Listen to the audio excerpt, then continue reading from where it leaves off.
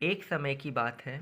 गर्मियों के दिनों में एक चींटी बहुत प्यासी थी और वह प्यास बुझाने के लिए पानी की तलाश कर रही थी। कुछ देर आसपास तलाश करने के बाद वह एक नदी के पास पहुंची, लेकिन वह पानी पीने के लिए नदी में सीधे नहीं जा सकती थी। इसलिए वह एक छोटे से पत्थर के ऊपर चढ़ गई और नदी में जा गिरी। और नदी के बहाव के साथ चींटी नदी में बहने लगी। उसी नदी के किनारे एक कबूतर पेड़ पर बैठा था। उसने चींटी को नदी में गिरते हुए देख लिया था। कबूतर ने तेजी से पेड़ से एक पत्ता तोड़कर नदी में संघर्ष कर रही चींटी के पास उस पत्ते को फेंक दिया। चींटी उस पत्ते के पास पहुंची और उस पत्ते में चढ़ गई। और उस पत्ते की सहायता से चींटी थोड़ी देर बाद तैरते तैरते नदी के किनारे सूखे पे आ गई। और चींटी ने पत्ते से छलांग लगाई।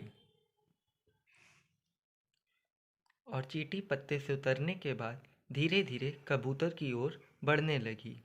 कबूतर ने भी चींटी को देखकर उसके पास आना सही समझा और कबूतर को नीचे आते देख उसे चींटी ने धन्यवाद दिया और कहा, मेरी जान बचाने के लिए शुक्रिया।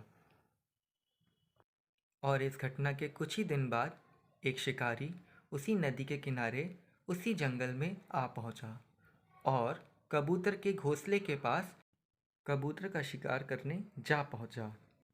कबूतर को सोता देख शिकारी धीरे धीरे कबूतर की ओर बढ़ा।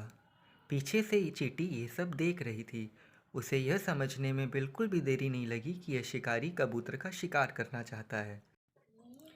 तभी चींटी शिकारी के पास पहुंची और उसने शिकारी के पैरों को ज़ोर से काट लिया। काटते ही शिकारी चिल्लाने लगा और चीखने लगा। शिकारी की आवाज़ सुनते ही कबूतर की आंखें खुल गईं और कबूतर उड़ते हुए उस चींटी के पास जा पहुंचा। और कबूतर ने चींटी को धन्यवाद